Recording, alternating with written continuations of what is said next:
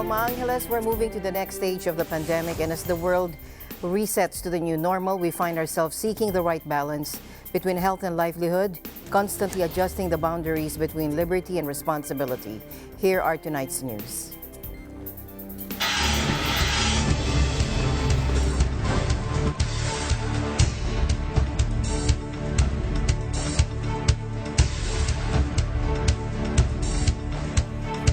First, the number of coronavirus diseased cases in the country reached 63,001 after the Department of Health reported 1,841 cases on Friday.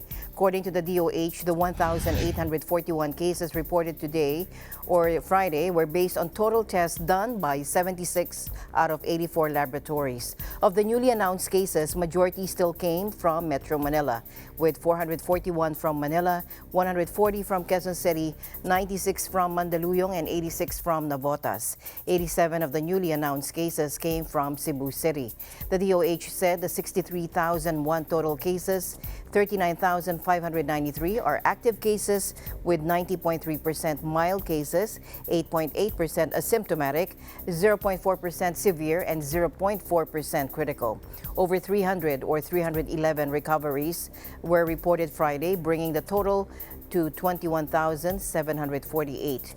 17 deaths were reported. Overall, 1,660 deaths have been confirmed in the country. The palace earlier warned Metro Manila would be placed under a modified, enhanced community quarantine after 2 weeks if the transmission of the virus did not slow down. So far, Metro Manila is under a general community quarantine until July 31st.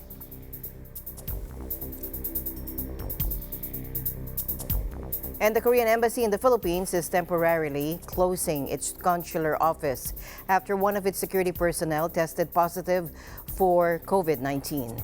In an advisory, the embassy said the staff member was diagnosed on July 17. He has been on duty from Monday, July 13 to Friday, July 17. Thus, for those who have visited the office during that time, should take note of it. In accordance with prescribed health protocols, the consular office of the Korean Embassy will effect a temporary closure for 3 days to give way to disinfection from July 20 to 22. It added, the embassy said the resumption of services by the said office will remain subject to the test results of its consular personnel. And the regional government in Spain's second city, Barcelona, has urged its residents to stay home after a rise in coronavirus cases there. Joining us live from Spain is Beverly Madrid. Hello, Beverly. Hello, Alma. How are you? I'm good. Thank you for joining us today. Thank you. The Catalan regional government on Friday urged the nearly 4 million residents of Spain's second city, Barcelona, to stay at home unless absolutely necessary or face a potential new lockdown after a rise in coronavirus cases. The regional government also ordered the closure of cinemas, theaters, and nightclubs and banned gatherings of more than 10 people in a coastal city, spokeswoman Meritxell Budó told a press conference. Barcelona is one of Europe's most visited cities. Restaurants will have to limit capacity to half the usual amount. Residents have also been asked not to flee to second homes outside the northeastern city for a period expected to last about 2 weeks. We must take a step back to avoid returning in coming weeks to a total lockdown of population, Budó said, barely 3 weeks after Spanish confinement measures were lifted. Residents had to act quickly and decisively to avoid finding ourselves in the same situation in March, she added. When the epidemic first hit Spain, Prime Minister Pedro Sanchez's government declared a state of emergency on March 14 and imposed one of the world's tightest lockdowns. Catalonia and the neighboring Aragon region, where coronavirus cases have also spiked, are being closely monitored among the more than 150 virus clusters across the country. West of Barcelona, 160,000 people in Lerida and surrounding towns were placed under lockdown Wednesday following a standoff between the regional government and judicial authorities. Many Spanish regions have made it mandatory to wear face masks in public, even if people maintain social distancing. Spain has reported more than 28,400 deaths from COVID-19, making it one of the countries most affected in Europe. The regional governments urging people to stay at home is only a recommendation, but Budo warned it represented a last chance if further restrictions were to be avoided, which residents fear. If people had done everything that was recommended, we wouldn't be where we are, 40-year-old local DJ Carlas Gispert told AFP TV. Juan Bernat, a 46-year-old restaurateur, noted that trade was already going badly these past few weeks. There's nobody in the offices, no tourists. And with all this news, there will only be cancellations by those who might think of visiting Barcelona just now. The latest restrictions must be ratified by a judge before they can come into force.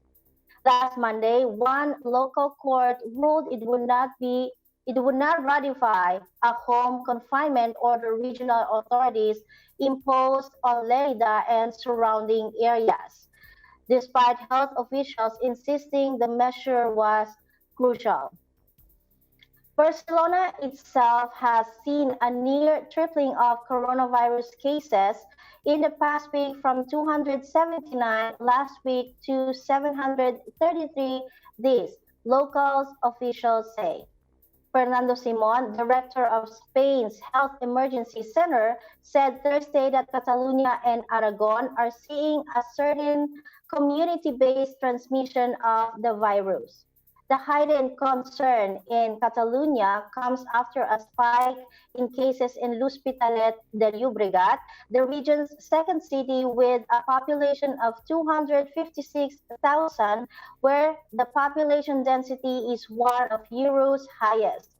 For Daniel Lopez Codina, a researcher at Catalonia's Polytechnic University, contact tracing in the area is proving very difficult. The Catalan government, criticized for a perceived slowness to react earlier in the crisis, Thursday said it is taking on 500 people to step up contact tracing to facilitate the isolation of virus sufferers. Back to you, Alma. All right. Thank you very much, Beverly, for your updates there in Spain. Looking forward for more. Stay safe, stay healthy. Same to you. From Barcelona, Spain, I'm Beverly Madrid reporting for Eagle News. We are living in interesting times. Indeed. Thank you. The United States marked a record number of coronavirus cases for the third consecutive day, notching 77,638 new infections in 24 hours. Now, that is according to a tally by Johns Hopkins University. The country also recorded 927 deaths in one day, according to the count by the Baltimore-based university at 8:30 p.m. or 12:30 GMT Saturday. The country, the hardest hit by the coronavirus in the world in absolute terms, has suffered 139,128 total fatalities out of 3.64 million confirmed cases. Experts believe the U.S. never emerged from its first wave of infections, and cases have been surging again in recent weeks, particularly across the South and West in states that pushed to lift lockdown restrictions early. In California, Los Angeles County reported 4,592 new cases of COVID-19 on Thursday, a single-day record.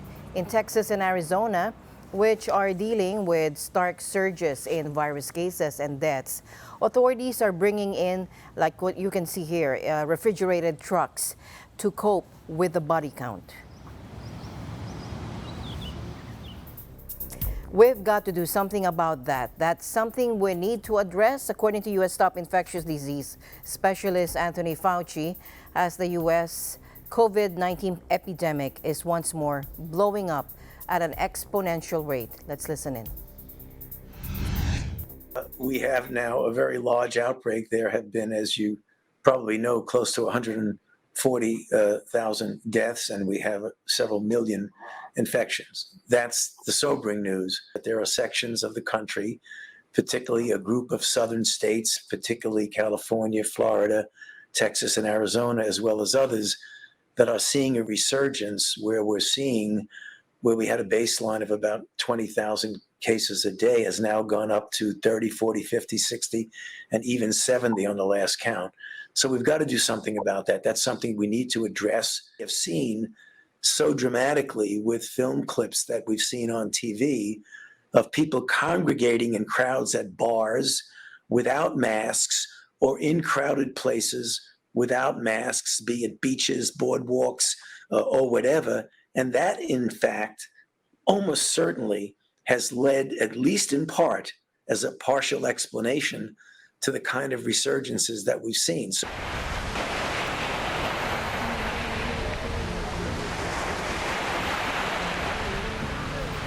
Some mayors have imposed mandatory mask orders, but in Georgia, the state's Republican Governor Brian Kemp has sued Atlanta's mayor for issuing a face covering directive. The lawsuit filed by the Republican Governor Brian Kemp alleges that Atlanta Mayor Keisha Lance Bottoms does not have the authority to require stricter public health measures than the state, which has encouraged mask wearing but not required it. Take a look. Now, I know that many well-intentioned and well-informed Georgians want a mask mandate.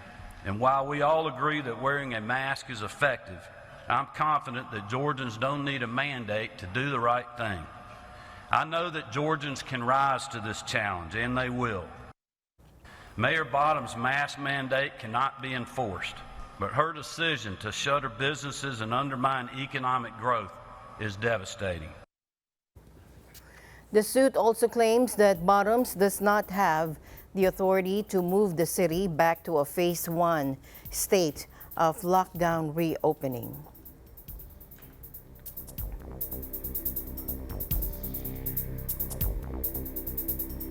Now, commenting on Georgia Governor Brian Kemp suing her for violating his ban on making face masks mandatory, here's Atlanta Mayor Keisha Lance Bottoms.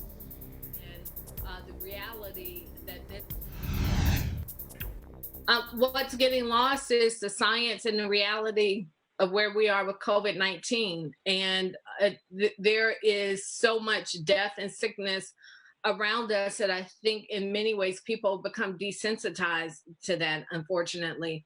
But when I look at my husband, who is perfectly healthy, and I look at the toll that COVID-19 has taken on him, he lost 20 pounds in 1 week. And this is someone who's healthy and was able to fight it off.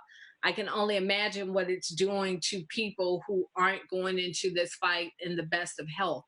And so what's getting lost are the lives and the reality that this is a pandemic, and this disease has no regard for title, status, socioeconomic standing, political party affiliation. This disease is hitting everyone. And even, if there is a case to be made outside of just human life and preserving human life, there's an economic case to be made. Goldman Sachs released a study this week that talks about the economic sense that it makes for people to wear masks, because it is the only way that we are going to be able to stop the spread of this virus and be able to get our economy going again. Atlanta Mayor Keisha Lance Bottoms reacted after Georgia's governor filed a lawsuit against her and the city council seeking to block a mandate requiring Atlanta residents to wear face masks in public. She calls it a waste of taxpayers' money and said that Georgia governor is putting politics over people. Take a look. It's really odd that the governor has filed this lawsuit on July 1st.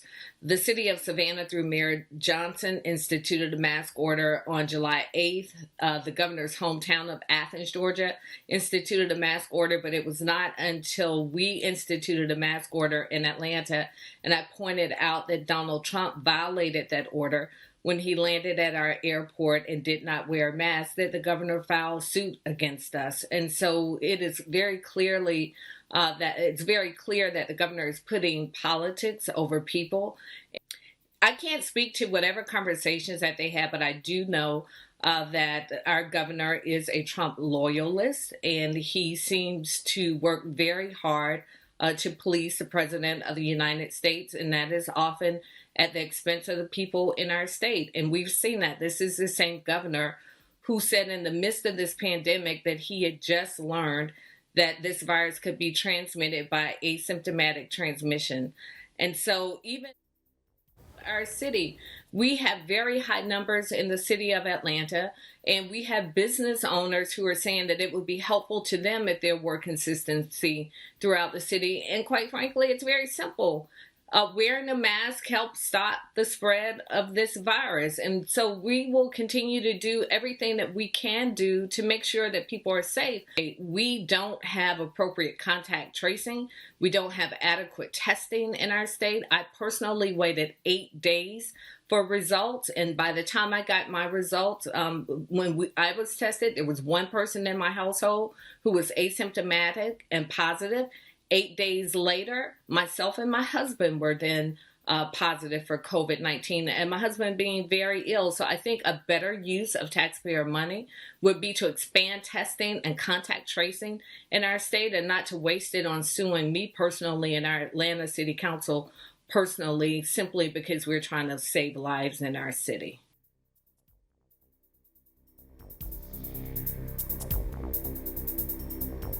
Meanwhile, Utah County Commission officials ended a public meeting on Wednesday as dozens attended the event without a face mask to protest a face covering mandate in schools. Take a look. Hello, everyone. This is going to be brief, I think. This is the exact opposite of what we need to be doing. We are supposed to be physically distancing, wearing masks, and so all of our medical experts, our Department of Health, everyone is encouraging us to do that. This room is not complying with these health guidelines. This creates a health concern for this meeting. So I'm going to suspend the rules, and I'm going to make a motion to continue this entire meeting to another date. Okay. Do we need to say the specific date? We have a motion and a second to continue this meeting to another date. All in favor, say aye. Can we have discussion? Aye. Any opposed? Okay, the meeting is adjourned.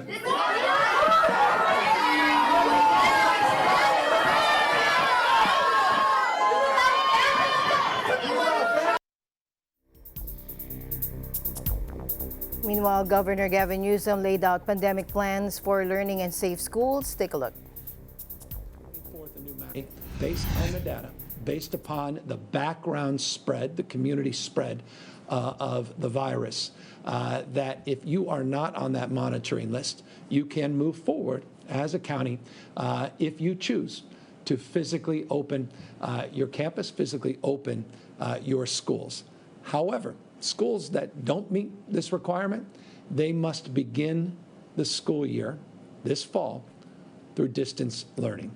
Number two, and I'm going to get to that in a moment. Number two, we're putting forth a new mask requirement in the state. All school staff and students, all staff and students in third grade and above must wear masks. Students in the second grade or below, we strongly encourage wearing masks and face shields. And as I mentioned, other adaptations. So on the physical distancing side, we believe that it's incumbent upon staff to maintain at least a 6-foot distance between each other. As it relates to the issue of testing, there's a requirement that we test on a rotating basis a cohort of staff on a consistent basis. Dr. Galley will talk a little bit more about that. And in turn, we are bringing to the school system the benefit and support of the 10,000+ contact tracers that we have trained here in the state of California in partnership with UCSF and UCLA with a backbone and a database that now has organized a collective rigorous. Access to devices is one thing, and connectivity, it's foundational. And in a moment, I'll talk about the money we have put up to allow for districts to purchase new devices to get the kind of connectivity that our students need. And our students that are foster care kids are in the system, kids with English as second language, and those with learning disabilities, those that have special needs. The rules include a mandate that students above second grade and all staff wear masks in school. Newsom's new guidance mandates that public schools in California counties that are on a watch list for rising coronavirus infections cannot hold in-person classes and will have to meet strict criteria for reopening.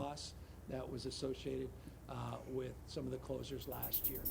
Facing backlash from educators, parents, and public health officials, the Texas Education Agency is giving schools more time before they must resume teaching students in person.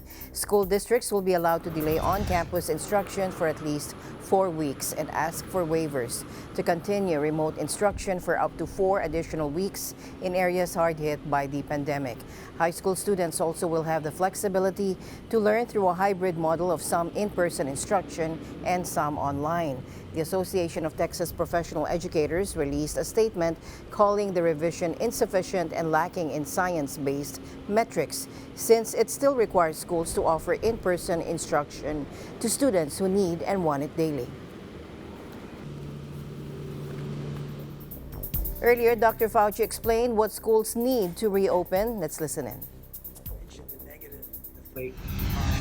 So I start off with a general principle and then work your way towards the operational aspects and the exceptions. So as a general principle, we should try as best as possible to keep the children in school for the reasons that the unintended downstream ripple effect consequences of keeping the kids out of school and the impact on working families and on other aspects of society can be profound, not to mention the negative effect on the children. So as a principle, we should try as the default to get the kids to stay in school.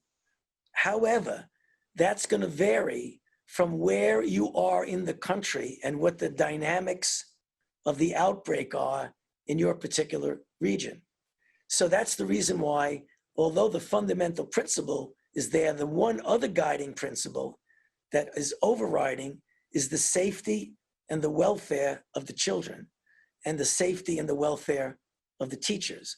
So you've got to take that into consideration. So if you're in the part of a country where the dynamics of the outbreak are really minimal, if at all, then there's no problem at all in getting back. If you're in a situation where you're in outbreak mode, then you leave it up to the local individuals, as you've said in certain California schools, certain Florida schools, of making a decision based on the judgment of making sure that safety of the children and safety of the teachers are paramount. So you guide the principle, let's try and get them open to the extent that we can, but let's take a look at the dynamics of the infection in the area that you're in.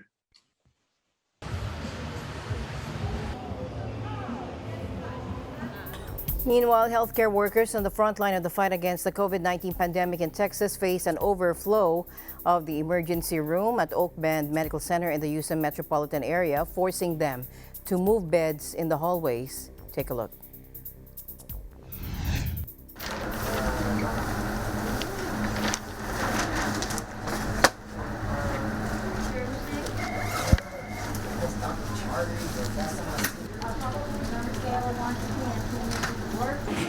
I think a lot of people end up leaving the profession, quitting their job because they don't want to deal with it anymore. You know, it's very taxing sometimes. You have to be really very mentally strong to do this every day.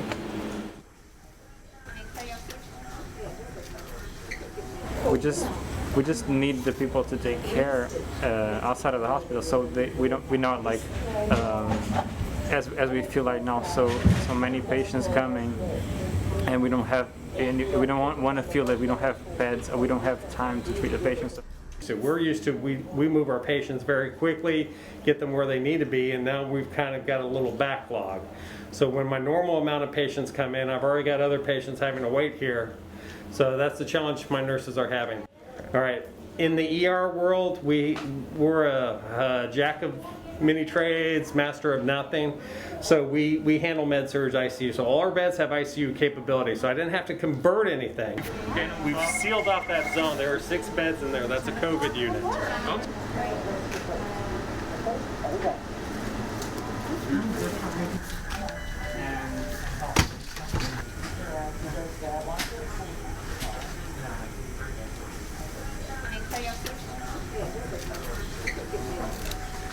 Good.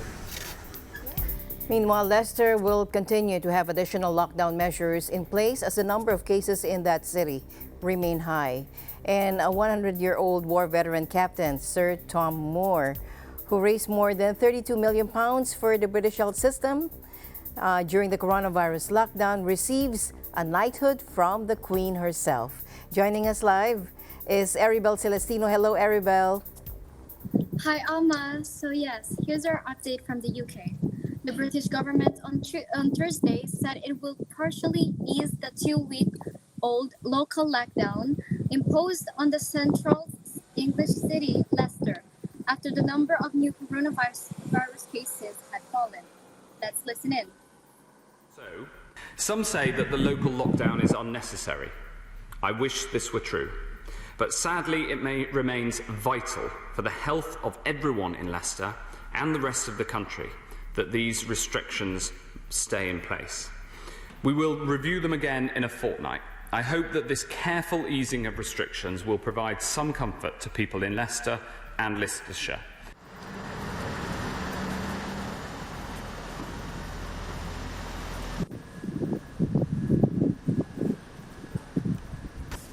However, Health Secretary Matt Hancock told lawmakers that indicators of COVID-19 in the city remain well above the average seen across England and in surrounding areas. The mixed pictures meant restrictions on school, early years childcare, and non-essential retail stores will be relaxed from July 24, he added. But other measures impacting travel, social gatherings, and hospitality sector would remain. The government ordered schools and non-essential shops to be closed in Leicester on June 29 after an alarming spike in virus cases. It was the first big test of Prime Minister Boris Johnson's whack-a-mole strategy to control the disease, while trying to get the economy moving again by easing the nationwide lockdown. Britain has survived the deadliest outbreak of the virus in Europe, with the government registering more than 45,000 deaths of people testing positive for COVID-19. More comprehensive counts by the Office for International Statistics showed the death toll could be higher than 65,000 when also called excess fatalities during recent months are included. The government's chief scientific advisor Patrick Vallance told a parliamentary committee on Thursday that it's clear that the outcome has not been good in the UK. He also warned there is a very high likelihood that winter will bring an increase in COVID-19 cases and quite probable that we'll see this virus coming back in different waves over a number of years.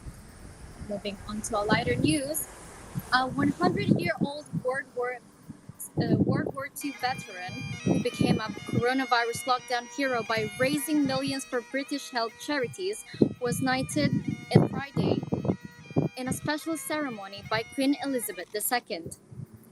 Captain Tom Moore raised nearly £33 million by planting 100 laps of his garden, winning hearts across Britain and plaudits around the world. He had already been promoted to honorary colonel by the Yorkshire Regiment and got and even got to #1 in charts in a collaboration with the single Michael Ball. The Queen 94 topped an extraordinary year or more by breaking her own enforced lockdown for a special open-air ceremony at her Windsor Castle home, west of London. The monarch, in an aquamarine frock coat and matching hat, dubbed More a Knight of the Realm, using a sword belonging to her father, King George VI. Moore's remarkable fundraising effort came from modest beginnings. He initially planned to raise £1,000 by walking around his garden in the village of Marston Moreton, between Bedford and Milton Keynes in southern England, before he turned 100. But his effort struck a chord with the public under stay-at-home restrictions, and donation came in flooding. He completed his goal on April 17. His 100th birthday on April 30 was marked by a Royal Air Force flypast, which was broadcast live on television. Back to you, Alma. Thank you very much, Aribel, for your news there in the United Kingdom. Stay safe and stay healthy. Thank you so much. Reporting from the United Kingdom, I am Aribel Celestino, and we live in interesting times. Eagle News will be right back.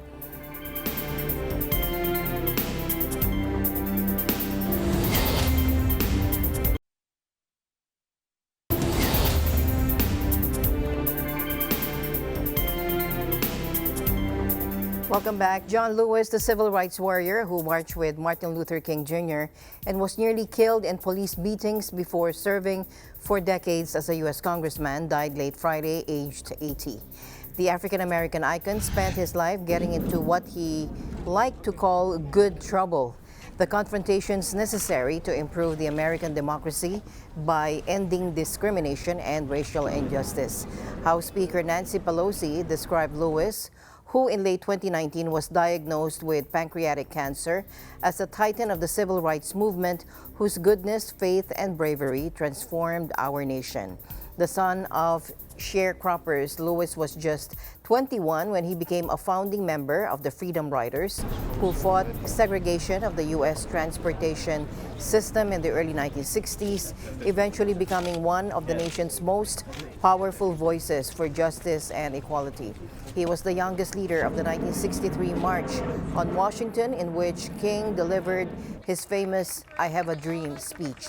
Lewis had stepped away from his congressional duties in recent months as he underwent treatment for cancer, but he returned to Washington in early June in the midst of fiery demonstrations following the police killing of George Floyd in Minneapolis to walk in Black Lives Matter Plaza, the renamed intersection near the White House that was the site of protests against injustice. And the Pentagon issued a new policy that effectively bans the Confederate flag from military installations. Defense Secretary Mark Esper said in a memo that only the American flag will be displayed along with state, territorial, and military banners. At a virtual town hall, the chairman of the Joint Chief of Staff, General Mark Milley, said the oath that everyone makes in the military is paramount. This is for everyone, not but again, going back to the oath, going back to the idea that is America, the idea that every one of us is free and equal. Remember the words of Lincoln, that this is a nation conceived in liberty and dedicated to the proposition that all men, and I would add all women, are created equal. It doesn't matter the color of our skin. We're going to be judged by the content of our character, not the color of our skin, like Martin Luther King said. Since the death of George Floyd, the U.S. military, one of the most racially diverse American institutions, has conducted a sweeping internal debate on racism. For years, some soldiers have been fond of displaying Confederate flags in their barracks, claiming the freedom of expression enshrined in the U.S. Constitution. White Southerners often fly the flag as a symbol of their Southern heritage and pride. But for most African Americans, it's a potent symbol of slavery, racism, and white supremacy. Members of the Ku Klux Klan, a notorious white supremacist hate group, often flew the flag. Rights activists and lawmakers expressed outrage on Friday over reports that federal agents circulating in unmarked cars in the western U.S. state of Oregon were grabbing and detaining protesters off the streets. Take a look. What's happening now in Portland should concern everyone in the U.S., according to Juan Carson, interim executive director of the American Civil Liberties Union in Oregon. He said usually when we see people in unmarked cars forcibly grab someone off the street, we call it kidnapping. He also said, quote, the actions of the militarized federal officers are flat out unconstitutional and will not go unanswered.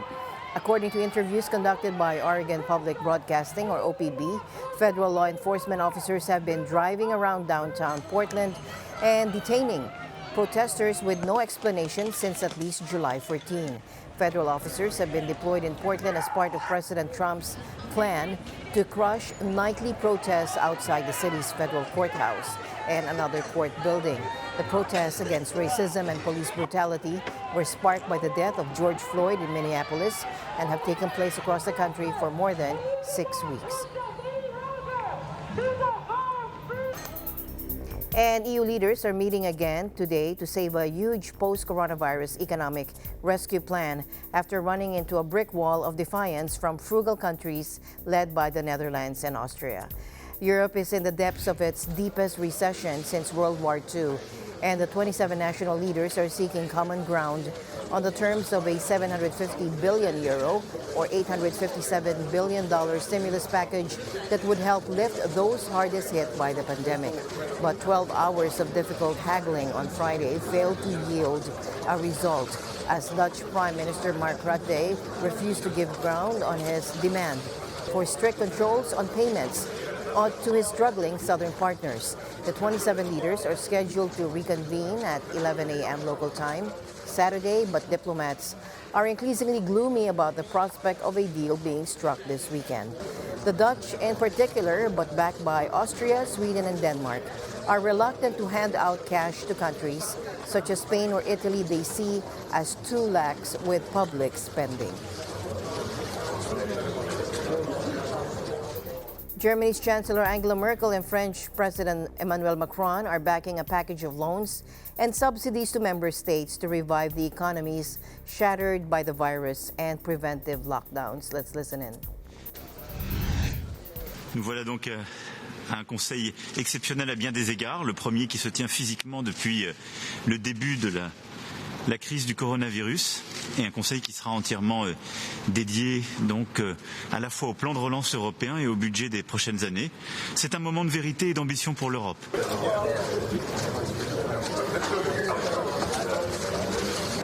Und ich deshalb noch nicht voraussagen kann, ob wir bei diesem Mal schon zu einem Ergebnis kommen. Wünschenswert wäre es, dennoch muss man ja auch der Realität ins Auge sehen, und es bedarf wirklich großer Kompromissbereitschaft aller, damit wir etwas hinbekommen, was für Europa gut ist, was für die Menschen in Europa gut ist angesichts dieser Pandemie und was auch eine entsprechende Antwort ist auf die wirtschaftlichen Schwierigkeiten, die wir haben. Und insofern erwarte ich sehr, sehr schwere Verhandlungen. Israel's government said it was imposing new restrictions to limit the spiraling spread of coronavirus in the hope of avoiding a general lockdown further along the line. It said that from 5 p.m. local time on Friday until 5 a.m. every Sunday, malls, stores, and other venues will be closed, a measure that will apply every weekend until further notice. Gyms will be closed to the general public 7 days a week, while restaurants will be limited to takeaway or delivery on weekdays, according to the joint statement from Prime Minister Benjamin Netanyahu's office and the Health Ministry. However, it said there will be no restriction on leaving one's home. The statement also said that subject to parliamentary approval, gatherings of more than 10 people in closed spaces and 20 in the open air, excluding approved workplaces and nuclear families, would be banned. The country of some 9 million people had recorded 46,059 confirmed cases by Thursday night, including 384 dead. And as Israel moves into high summer with average daily temperatures of 30 degrees Celsius and above, the statement said that beaches would be closed at weekends from July 24. Violation of any of the above restrictions shall constitute a criminal offense, according to the statement.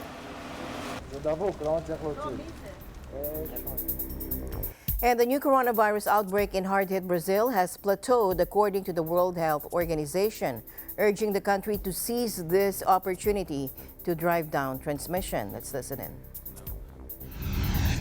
The virus is not, in a sense, doubling itself in the community as quickly as it was before. So the rise in Brazil is no longer exponential. It has plateaued, but the cases and deaths continue to occur. And there is absolutely no guarantee that that will go down by itself. We've seen this in other countries.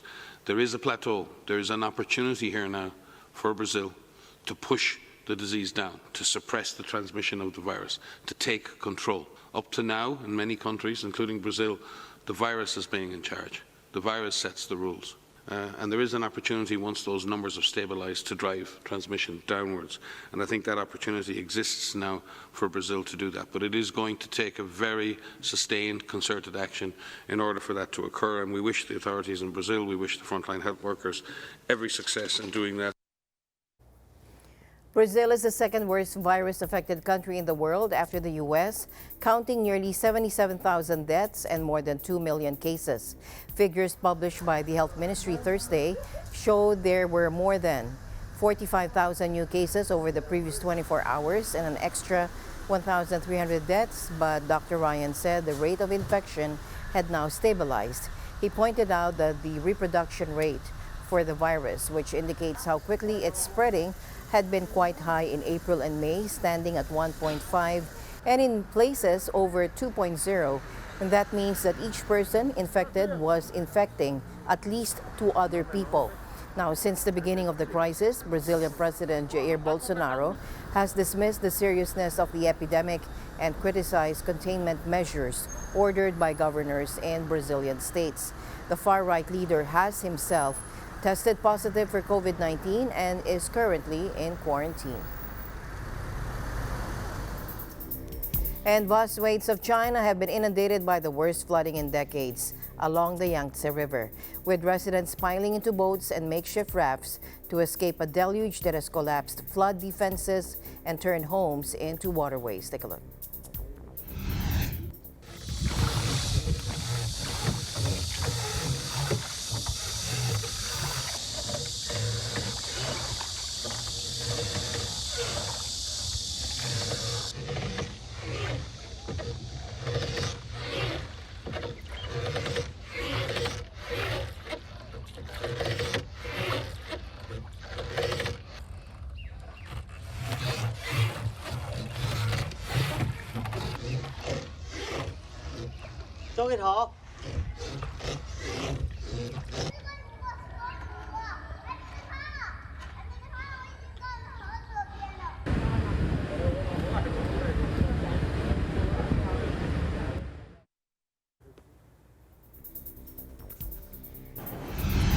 And rescuers pulled bodies from under mud and debris as they raced to find dozens still missing after flash floods killed at least 36 people now on Indonesia's Sulawesi Island. More than 14,000 people left homeless by the disaster have taken refuge at temporary shelters in hard-hit North Luwu Regency, with the country's search and rescue agency hunting for 66 people still unaccounted for. Several rivers burst their banks after torrential rains pounded the region on Monday, sparking the deadly flash floods. Now, on Friday, officials said at least 36 people had died in the disaster.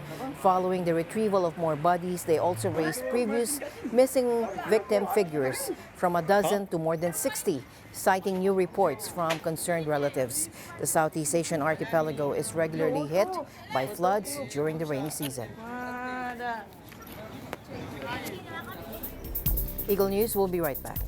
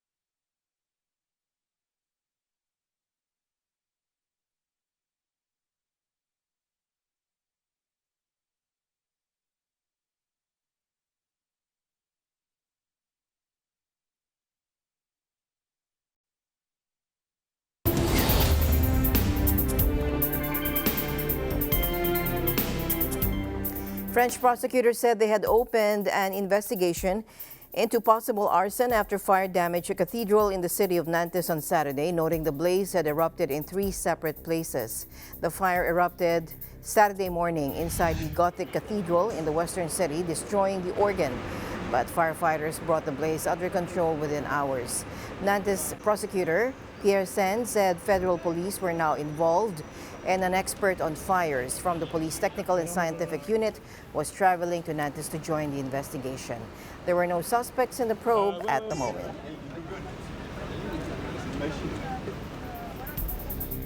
In other news, Chinese Foreign Ministry spokesperson Hua Chunying says China strongly opposes Britain's ban on Huawei. Take a listen. 进出口延续了增长的态势，东盟成为了中国第1大贸易伙伴。没有看清，后面太黑，我这儿太亮。发言人你好，儿童塔斯是。英方决定禁用华为，那么它损害的也将是英国自身的利益。世界很大，英国地方还比较小，所以我想不管怎么样，这个禁令它不会阻止华为的发展和壮大。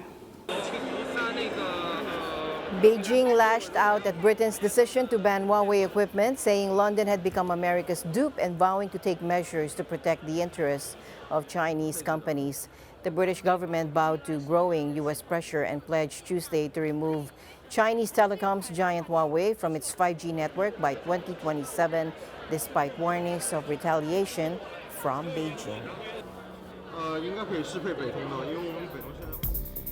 In other news, the Euro-American probe Solar Orbiter delivered the closest images ever taken of the sun. Take a look.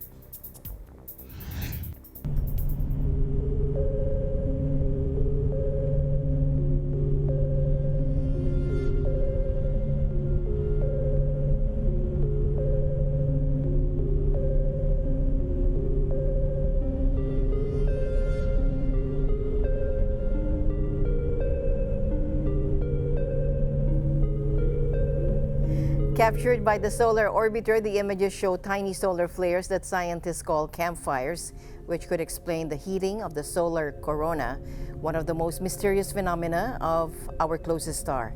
The European Space Agency Solar Orbiter blasted off from Florida's Cape Canaveral in February and completed its first flyby of our star last month, sending back unprecedented images of phenomena close to its surface.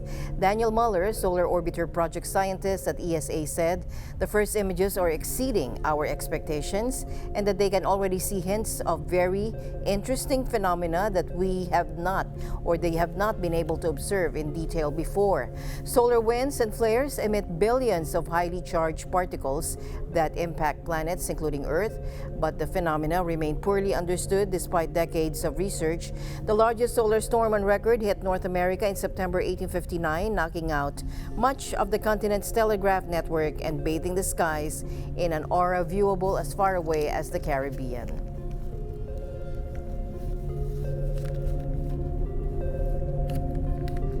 Solar ejections can also disrupt radar systems, radio networks, and can even render satellites useless, though such extremes are rare.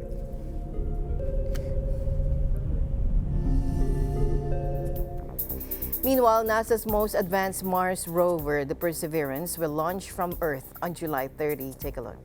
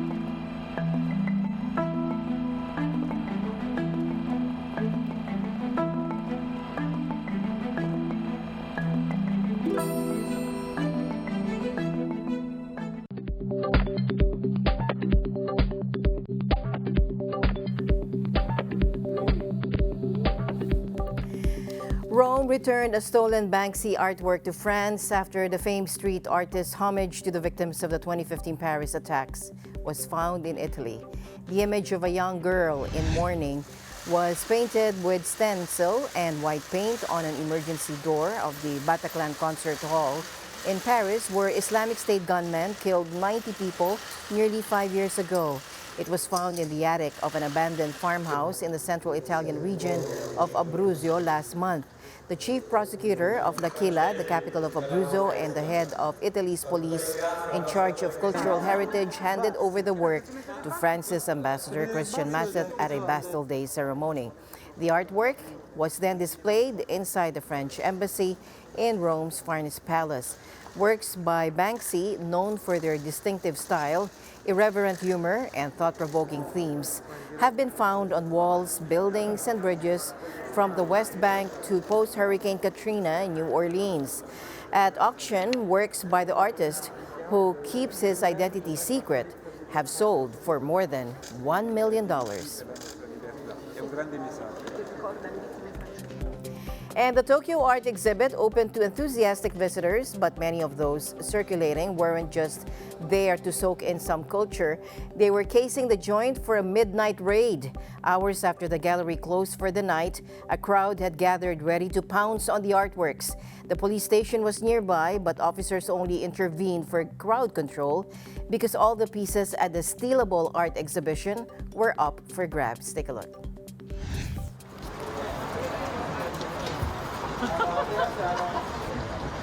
だから怖かったから、うちのさんとやめたんで、これが。絶対踏まれると思った。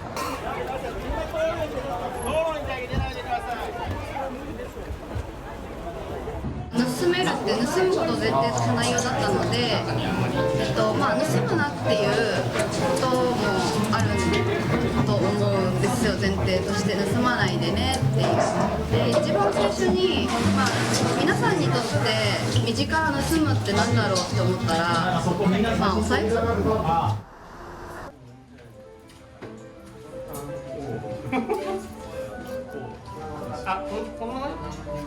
なんかただ持って帰るのだとなんか作る側もなんかそんなにテンションが上がらないんじゃないかなとやっぱ見る側もなんかそんなありがたみなく持ってっちゃうと思うんですけど、なんか盗めるってやるとやっぱこれ絶対欲しいみたいななんか気持ちがすごい入るのかなと思って、疑似的にですけどなんかちょっとリスクを背負うっていうかだけど欲しいみたいなことがあって、そこの関係性がやっぱ面白いなと思って。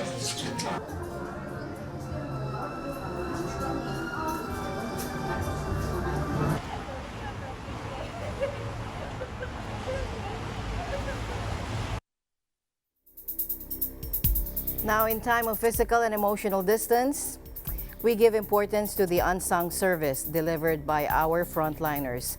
Our news correspondents positioned all over the world. Without them, we would not have the eagle-eye focus on the facts of this pandemic and its continuing repercussions on our lives. To our international correspondents, thank you for staying in touch with our viewers. Stay safe, protect yourselves and others. Good night, I'm Alma Angeles. We live in interesting times.